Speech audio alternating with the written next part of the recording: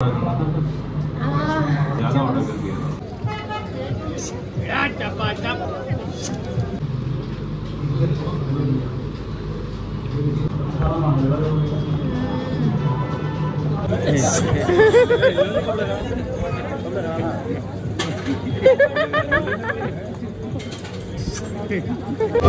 কেমন আছেন? আমার ভালো আছে, আপনি ভালো আছেন তো?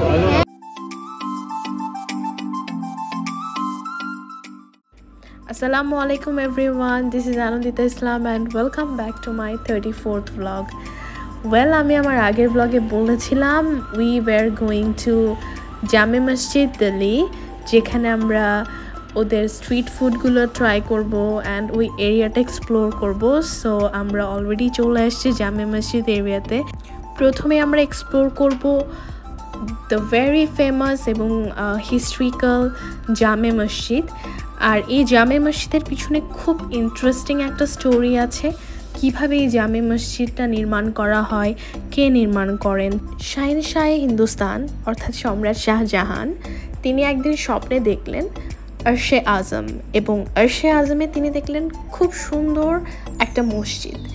তো তার ঘুম ভাঙার পর তিনি ফেমাস সব ইঞ্জিনিয়ারদের ডেকে নিয়ে আসলেন এবং তাদেরকে তিনি স্বপ্নে যে মসজিদটা দেখেছিলেন সেটার বর্ণনা দিলেন এবং বললেন, তোমরা আমার বর্ণনা অনুযায়ী ঠিক সেরকম মসজিদ ডিজাইন করে আমার কাছে নিয়ে এসো। ইঞ্জিনিয়াররা ডিজাইন করা শুরু করলেন মসজিদের এবং নানা রকম ডিজাইন সম্রাট শাহজাহানকে দেখাতে লাগলেন, কিন্তু কোনোটাই ঠিক সেই মসজিদের মতো হচ্ছিল না।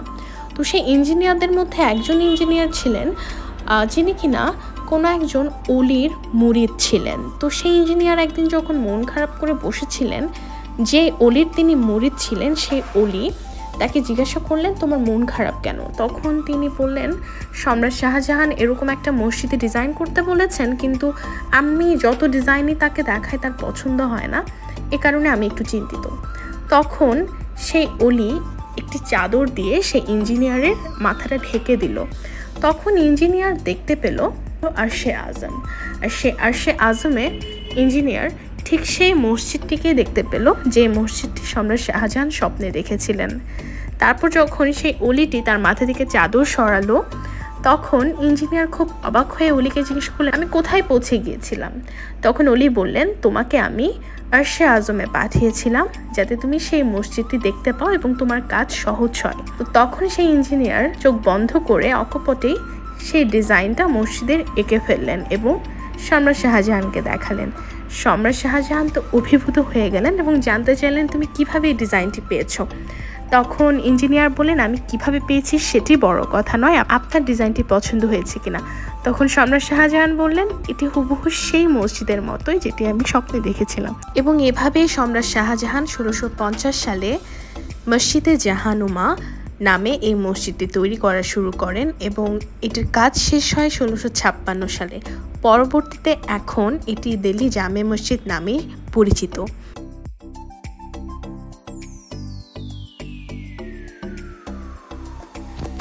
এখন আমরা চলে যাচ্ছি মতিয়া মহল রোডের ভেতরে, এটাকে চাঁদনি চৌকও বলা হয়।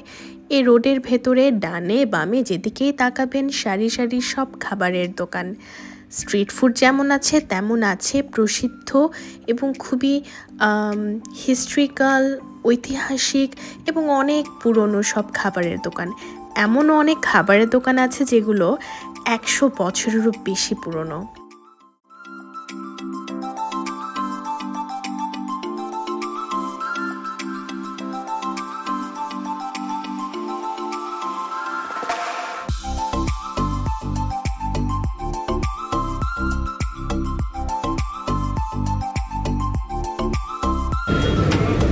ये क्या है भैया? शाही शीरमाल होता है, तो खा के देखो। शीरमाल, शीरमाल। शीरमाल खा के देखो।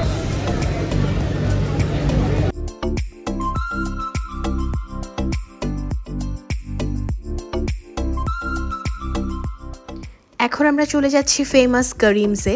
এটার ওনার হাজি করিম উদ্দিনের বাবা মোহাম্মদ আওয়াইস ছিলেন রেড ফোর্টে রসুই ঘরের বাবুর্চি এবং ওনার সব রেসিপিগুলোই হাজি করিম উদ্দিন শিখে নেন। পরবর্তীতে 1913 সালে তিনি করিম স্টার্ট করেন, তার পরবর্তী প্রজন্ম যেটা এখনও ধরে রেখেছে। मटन कोरमा, मटन कोरमा और ये मटन स्ट्यू, हाँ स्ट्यू, स्ट्यू और ये तो निहारी और वो बादाम बसंता, बादाम बसंता, बसंता बीफ है क्या और ये मटन। मटन मटन আমরা অর্ডার করি ওদের খুবই পপুলার মাটন নিহারি এবং মাটন শিক কাবাব। যদিও শিক কাবাবটা খেয়ে একদমই মাটনের মতো মনে হচ্ছিল না। You won't get the smell যেটা মাটনের থাকে, যে কারণে আমরা অনেকে মাটন লাইক করি না।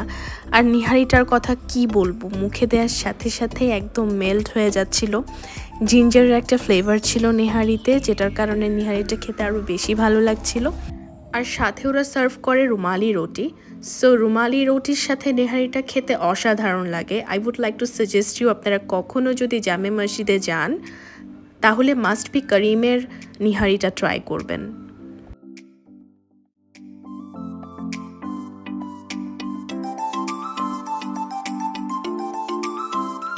রহমতুল্লাহ হোটেলের সামনে দিয়ে যখন যাচ্ছিলাম অদ্ভুত একটা জিনিস চোখে পড়লো। যারা সুবিধাবঞ্চিত মানুষজন আছেন তাদেরকে তারা খাবার সার্ভ করছিল। সো মেবি এটা ওরা রেগুলারই করে থাকে, আর মানুষগুলো জানে যে এখানে আসলে খাবার পাওয়া যাবে। আর সেখানে এক বাঙালি বাবুর সাথে আমাদের দেখা হয়ে যায়। কেমন আছেন? আমার ভালো আছে, আপনি ভালো আছেন তো? হ্যাঁ, খেয়ে ফেলেছি। এবার তিনি আমাকে অনুরোধ করলেন তাদের খাবারগুলো যাতে আমি একটু ভিডিও করি।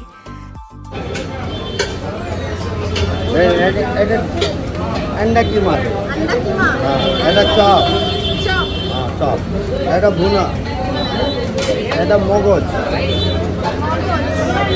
এটা স্টু, নাহারি।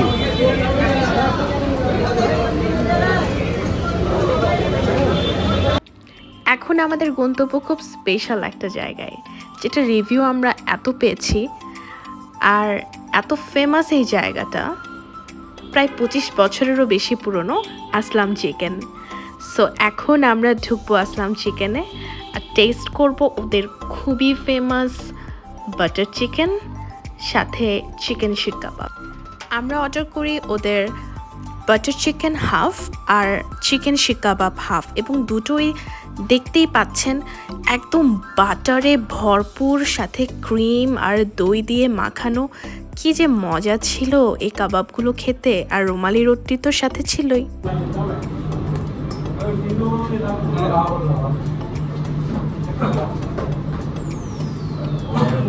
ये ऑर्डर करना था, ज़्यादा ऑर्डर कर दिया था।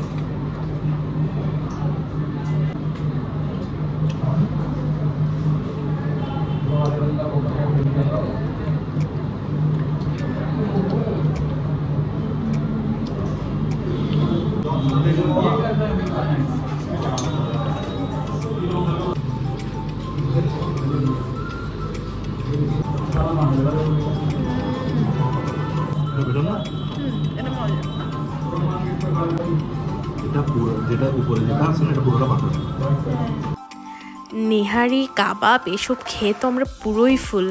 তারপরে এই পুরনো গলি ধরে আমরা হাঁটতে শুরু করলাম, আর হাঁটতে হাঁটতে দেখা পেলাম এই সোডাওয়ালার। এই সোডা আমার কখনো আগে খাওয়া হয়নি, so I really wanted to test one. আমার হাজব্যান্ড যদিও আগে খেয়েছে, আর এই টেস্টটা আমার জন্য একদমই ডিফারেন্ট ছিল। ये वाला थोड़ा और दो, ये नहीं, ये वाला थोड़ा और नारो। नहीं भाई, अंजे वाली।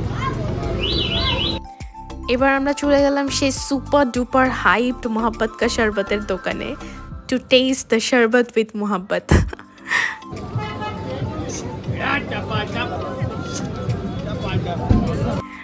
আমুল দুধ, বরফ, রুহ আফজা, রোজ এসেন্স আর কুচি কুচি করে ওয়াটারমেলন কেটে দিয়ে বেসিক্যালি এই শরবতটা বানানো হয়, and I really love the test. ये देखो